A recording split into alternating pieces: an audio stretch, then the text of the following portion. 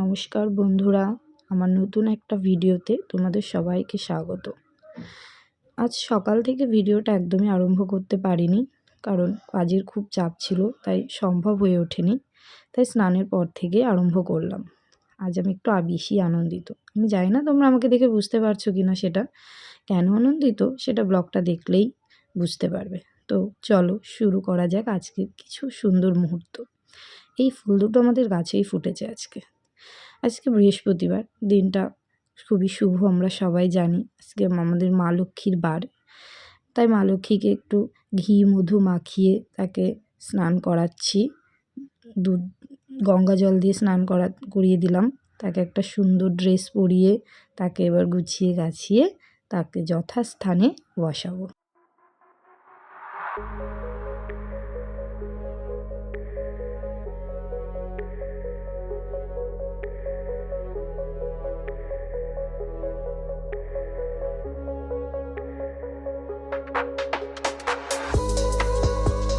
হয়েছে জানিও সবাই মা লক্ষ্মীকে। এবার মা মনসা মানে সোনা মাকে তাকেও আজকের দিনেই তারকেও ড্রেসটা চেঞ্জ করিয়ে যথাস্থানে বসাবো। তো তাকে প্রথমে একটু ঘি মধু মাখিয়ে নিলাম, তারপরে দুধ গঙ্গা জল দিয়ে স্নান করাবো।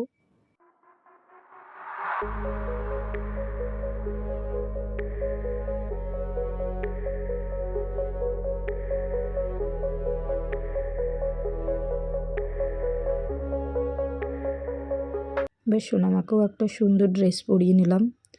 তাকে ড্রেস পরাতে একটু খুব কষ্টই হয়, কারণ বুঝতে পারি না কিভাবে করব। এটা ভাই করে, কিন্তু এখন আমিই করি।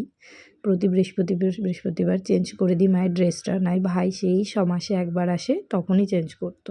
যার জন্য মায়ের ড্রেসগুলো আর সব পরানো সম্ভব হতো না। আগে পারতাম না, তবে এখন একটু একটু পারি। ভাইয়ের মতন অত সুন্দর কিন্তু আমার হয় না। ভাই খুব সুন্দর করে মাকে গুছিয়ে গাছিয়ে দেয়, দেখতে যেন একেবারে রাজরানীর মতো লাগে। একদিন ভাই সাজালে তোমাদের সবাইকে দেখাবো কেমন লাগে।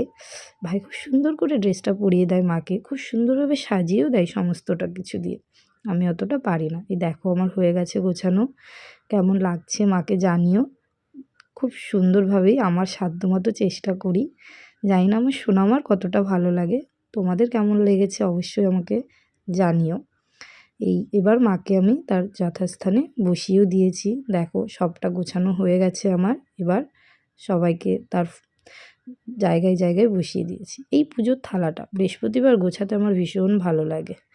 এবার ঘট পাতার প্রস্তুতি নিচ্ছি। ঘটের গায়ে সিঁদুর দেওয়া হয়ে গেছে। ঘরটা পাতার আগে আমি একটু গঙ্গা জল দিয়ে জায়গাটা শুদ্ধ করে নিই, তারপরে ঘরটাকে স্থাপন করি।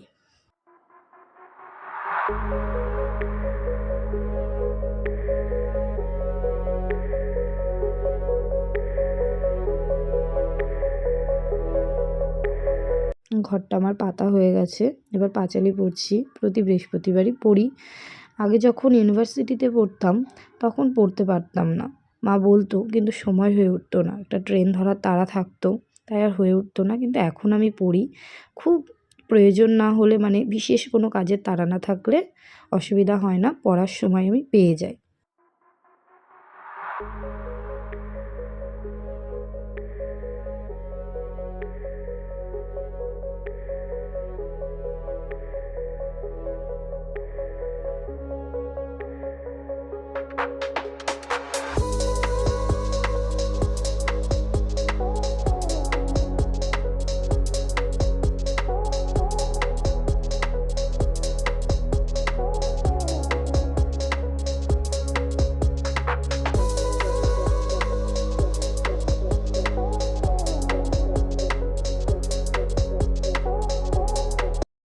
ছেলেকে স্নান করিয়ে নিয়ে চলে এসেছি, কিন্তু তার আমার উপরে রাগ হয়েছে ভীষণ। কারণ তাকে আমি একটা জামা পরিয়েছি, সেই জামাটা তার পছন্দ হয়নি। তাই সে খাটের কোনায় গিয়ে কাঁদছে আর আমাকে বলছে আমি তোমার সাথে কোনো কথাই বলবো না। বাইরে বিভিন্ন রকম আওয়াজ ছিল, নাহলে তোমাদেরকে আমি শোনাতাম সে আমাকে কীভাবে কথাটা বলছে। ভীষণ রাগ তার। যে আমি রেডি হয়ে গেছি এখন বেরোবো বলে। কোথায় বেরোবো চলো তাহলে বলি। আমরা যাচ্ছি আমার মামা বাড়িতে। এই যে অটোতেও উঠে পড়েছি আমরা, আমি, আমার বোন, আমার ছেলে আর একটা বোন ছিল। যে আমরা এসেও গেছি কিন্তু আমার মামা বাড়িতে। অনেক দিন পর আসলাম। ভীষণ স্মৃতি, এখানে অনেকটা স্মৃতি জড়িয়ে আছে। সেই ছোটোবেলায় মায়ের সাথে আসতাম, আর বিয়ের পরে আর সেভাবে আসা হয়নি। ধরো এই দিয়ে দ্বিতীয়বার হচ্ছে, আগে একবার এসেছিলাম একবেলার জন্য, এসে চলে গেছিলাম। আর এই আসলাম, এবার থাকার জন্য এসেছি কদিন। এবার দাদু আমরা এসেছি বলে বাজারঘাট করে এনেছে। কী, কী বাজার করে এনেছে আমি ঠিক বুঝতে পারছি না। মানে দিদাবাড়িতে একটাই আলো আছে না, ভালো বোঝা যায় না আলোটায়, ওই জন্য আর বুঝতে পারছি না। তবে বোধহয় ডিম এনেছিল, ডিম, তারপরে আমার ভাজা এইসব এনেছিল। পরদিন সকালবেলা, এটা আমার দিদাবাড়ি না যশোর রোডের পাশে, তাই অনবরত গাড়ি চলে, ভীষণ আওয়াজ, তেমন ধুলো, মানে রাস্তার ধারে বাড়ি হলে আর কি যা হয়। এই জায়গাটা একটু ভীষণ নোংরা মতন করা আছে, রাস্তা হচ্ছে তাই। পরের দিনের মেনু ছিল রাইস আর মাংস। এখানে ভাতটা দেখো, ভাতটা হয়ে গেছে, আমরা ঠান্ডা করতে দিয়েছি। আর এই যে মাংস, রাইস আর মাংস রান্না হবে। এটা রাইসের জন্য সবজি ভাজা হচ্ছে। দিদাবাড়ি গ্যাস আছে, তবে ছোট, আমরা কাঠের আগুনে রান্না করতে ভীষণ ভালো লাগে। আমরা তো গ্যাসেই রান্না করি, তবে কাঠের আগুনটা আমার ভীষণ পছন্দ। এবার মাংসের মশলা কষানো হচ্ছে। কাঠের আগুনে রান্না করার কিন্তু মজাই আলাদা, ভীষণ ভালো লাগে। যারা কাঠের আগুনে রান্না করে তারাই বুঝবে এটার মজা কী। গ্যাসে তো আমরা করি, কিন্তু কাঠের আগুনে চারিদিক দিয়ে সমস্তটা টকবক টকবক করে ফোটে, দেখতেও ভীষণ ভালো লাগে। মাংসটা বসিয়ে দিয়েছে, এবার মাংস রান্নাটা সুন্দর স্মেল বেরোচ্ছিলো, কিন্তু দিদার হাতের রান্না ভীষণ ভালো লাগে। আমার দিদা এখন হয়তো আধুনিকভাবে রান্নাবান্না করতে পারে না, তবে এখনও খুব সুন্দর রান্না করে। এই যে ছিল দুপুরের মেনু, রাইস আর মাংস। আমরা রান্নাটা কিন্তু খুব সুন্দর হয়েছিল। যাই হোক, এটা হচ্ছে পরদিন সকালবেলা। চাউমিন সকালের খাবার ছিল এটা। আলু ভাজা হচ্ছিল, পেঁয়াজ ডিম এসব কিছুই দিইনি, কারণ সাদামাটাভাবেই চাউমিনটা রান্না করা হয়েছিল, কারণ আমার দিদা পেঁয়াজ ডিম এসব কিছু খায় না। এটা ছিল শনিবার দিন দুপুরের রান্না। রান্নাটা করেছিল মামি। এটা ছিল বোধহয় রুই মাছ না কাতলা মাছ, আমি ঠিক বলতে পারবো না। মামি রান্না করছিল। মামিকে বললাম, মামি একটু দাঁড়াও, আমি একটু ভিডিও করি। মামির হাতের রান্নাও খুব সুন্দর।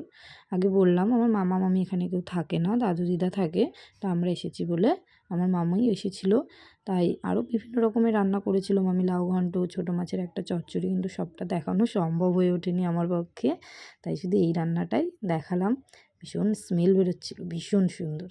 মামির হাতের রান্নাটা জাস্ট দুর্দান্ত ছিল। রান্নাবান্না হয়ে যাওয়ার পর আমরা খেয়ে দিয়ে বাড়ি ফেরার জন্য প্রস্তুতিও নিয়েছিলাম, সেগুলো সম্ভব হয়নি দেখানো। আর আমার দিদা দাদু, দিনের শেষে সবাইকে ছেড়ে একদিন নিজের নিজের বাড়ি ফিরতেই হয়, কারণ সবাই সবার জীবনে ব্যস্ত।